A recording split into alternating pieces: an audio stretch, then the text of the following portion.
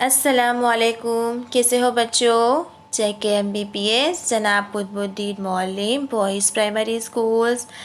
बच्चों, आज हम 5वीं कक्षा में हिंदी पढ़ेंगे और हमारा कौन सा पाठ चल रहा था? पाठ 9 वो पूर्ण हो चुका है। तब हम चलते हैं काव्य 10 की ओर। और क्या नाम है? सीखो। और किसने लिखी है यह कविता? श्रीनाथ सी। बराबर। तो हमें भी सब कुछ सीखना चाहिए। तो देखते हैं अब हम सीखो कविता से हमें क्या सीख मिलती है। तो चलें अब कविता की ओर। सीखो। प्रस्तुत कविता प्रसिद्ध रचनाकार श्री श्रीनाथ सी द्वारा रची गई है। श्रीनाथ सी कौन है? कवि। और यह पूरी कविता किसने लिखी है? श्रीनाथ सी ने। जीवन में प्रकृति का बहुत ही महत्व है। अब प्रकृति के बिना हमारा जीवन शक्य नहीं है। इस कविता में कवि ने प्रकृति के मौजूद विभिन्न चीज़ों के द्वारा हमें यहाँ पर सीख दी है। जैसे कि फूल से हमें क्या सीख मिलती है? भंवरे से, सूरज से, पेड़ से इत्यादि, यानी कि जो सब कुछ है उसकी हमें क्या सीख मिलती है वो अब हम देखेंगे। तो फूलों से नीत हंसना सीखो, भंवरों से नीत गाना। यानी कि फूल से सदा हमें हंसते रहना चाहिए, हंसते सीख मिलती है। और भंवरों से हमें गाते रहना चाहिए, ऐसी सीख मिलती है। जैसे फूल सुबह सूरज होते ही खिल जाते हैं, तबकि वो लोगों को पता है कि हम सूरज ढल जाने पर हम जो है वो मुरझा जाएंगे, पर वो एक सुबह किरण की राह देखते कैसे हंसते हो जाते। इसी तरह हमें जीवन में कभी भी कैसी भी कठिनाई आए हमेशा हंसते रहना चाहिए। और भंवरे से गीत गाना, और भंवरे जैसे गुनगुन गाते हैं सब साथ में हो गए, वैसे ही हमें गीत गाना चाहिए। तरु की झुकी डालियों से नीत सीख को शीश झुकाना। तरु यानी कि झाड़, और झाड़ की जो डालियाँ होती है वो कैसी ढल जाती है? झुक जाती है। और पेड़ की जो झुकी हुई डालियाँ होती है, इसी तरह हमें भी सिर झुकाकर नम्रता से चलना चाहिए। यानी कि हमें भी बड़ों के आगे हमेशा सिर झुकाना चाहिए। आगे देखते हैं हम। सीख हवा के झोंकों से लो कोमल भाव बहाना। अब हवा के झोंकों से हमें मन में जो कोमल भाव बहाते हैं उसकी हमें सीख लेनी चाहिए। जो हमारे अच्छे विचार हैं वो दूसरों तक पहुंचाने चाहिए। जैसे हवा हमारे पास आ जाती है, एक दूसरे के पास जाती है, इसी तरह हमारे भी विचार एक दूसरे के पास जाने चाहिए। देखो बच्चों, यहाँ पेड़ की डाली कैसी नम गई है, देखा। इसी तरह हमें भी बड़ों के आगे शीश झुकाकर विनम्र होकर चलना चाहिए। दूध तथा पानी से सीखो मिलना और मिलाना। दूध और पानी से एक दूसरे से मिलना और मिलाना सीखो।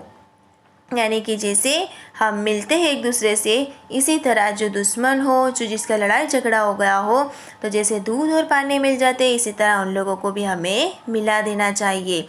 यानी कि हमारे मन में कोई भी वैर भाव रखने नहीं चाहिए और सबके साथ हमें अच्छे से मिलना चाहिए। जैसे दूध और पानी मिलते हैं, इसी तरह हमें भी मिलना चाहिए। बराबर है। अब हम आगे देखें बच्चों, समझ आ रहा है ना आपको? सूरज की किरणों से सीखो जगना और जगाना। यानी कि सूरज की किरणों से स्वयं जगना और दूसरों को जगाना सीखो। अब सूरज को हम जगाने जाते हैं? नहीं, वो जग जाता है उसके टाइम पर।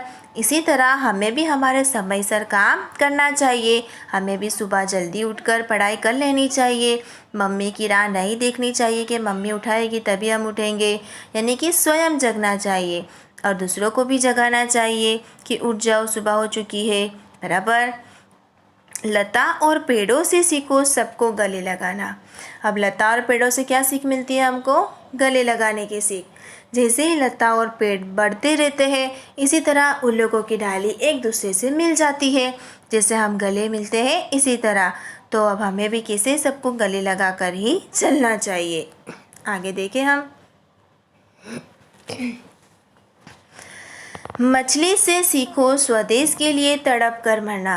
अब मछली से कैसा सीखो हमें कि अपने देश के लिए वो तड़प तड़प कर मरना सीखो, यानी कि चाहे हमारे कितने भी देश के लिए मुश्किल आ जाए पर हमें पीछे कभी नहीं हटनी चाहिए, हमारा दुश्मन का मुकाबला करना चाहिए। जैसे अब मछली अब पानी से बाहर आती है तो उसका पानी के बिना जीवन शक्य नहीं है और वो तड़प तड़प कर मर जाती है। इसी तरह मछली से अपने देश के लिए तड़प तड़प कर मरना सीखो कि पतझड़ से पेड़ों से सीखो दुख में धीरज धरना। अब पतझड़ के जो पेड़ होते हैं उसे दुख में धीरज धरना, यानी कि पतझड़ के जो पेड़ होते हैं वो क्या होते हैं, झड़ जाते हैं। सही है बच्चों।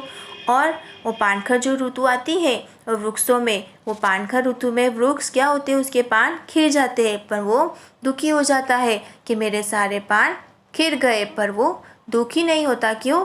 कि जैसे ही वर्षा ऋतु आती है वो वैसे ही पीछे हरा भरा हो जाता है। इसी तरह हमें पतझड़ से पेड़ों से क्या करना चाहिए, दुख में धीरज धरना चाहिए। ना हमें कितनी भी मुश्किलें क्यों ना आ जाए पर हमें आसानी हो जाती है उसके बाद, और दुख आ जाए तब हमें धीरज धरना चाहिए। सही है।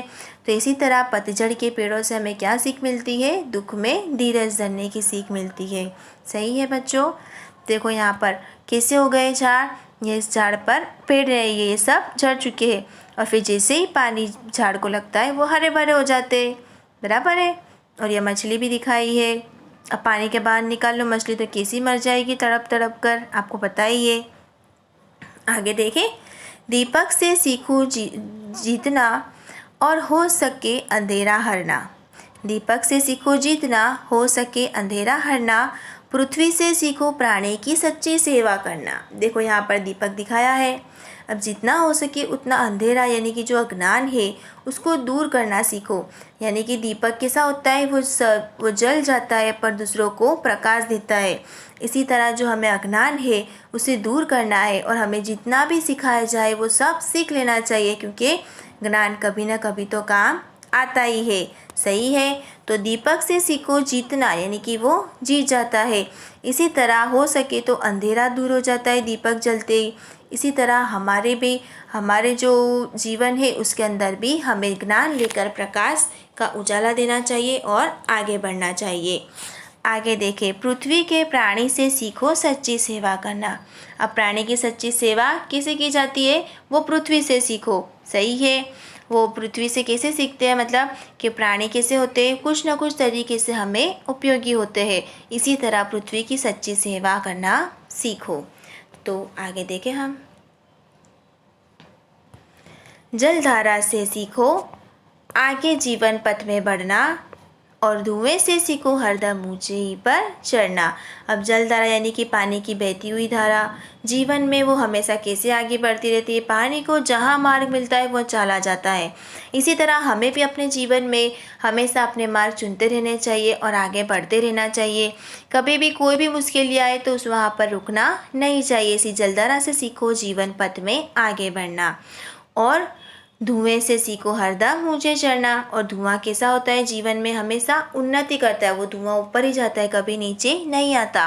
और धुआं कितनी ऊपर तक जाता है, इसी तरह हमें भी ऊंचाई पर चढ़ना है और हमारा नाम रोशन करना है, हमारे मम्मी पापा का नाम भी रोशन करना है। और धुएं की तरह हमें क्या सीख मिलती है, ऊपर चढ़ने की सीख मिलती है। तो बच्चों, यहाँ हमने हवा से, सूरज से, मछली से, दीपक से, जलधारा से, सभी से हमें कुछ ना कुछ सीख मिली है। तो बच्चों, यहाँ पर हमें काव्य पूर्ण हो चुकी है। तो अब हम चलते हैं शब्दार्थ की ओर। फूल यानी कि पुष्प, सूरज का शब्द क्या होएगा, रवि। नीत यानी कि सदा, हमेशा। लता यानी कि वेल। भंवरा यानी कि जो हमने भंवरा देखा ही होगा, मधुकर। पतझड़ यानी कि पत झड़ने की ऋतु, पानखर ऋतु मैंने समझाया आपको। तरु यानी कि पेड़। धीरज यानी कि धीरता, यानी कि शांतिपूर्वक, दुख में हमें शांति से काम लेना चाहिए। हवा यानी कि वायु, पवन। पृथ्वी यानी कि धरा, अवनी। कोमल यानी एकदम नाजुक, मुलायम। और जलधारा यानी पानी की धारा का प्रवाह। और पानी यानी कि जल, नीर। तो बच्चों, आप लोगों को काव्य समझ आ गई। कविता एक बार अच्छे से नोटबुक में लिखनी है और शब्दार्थ भी एक बार नोटबुक में लिखना है। अब हम कल पढ़ेंगे। Thank you.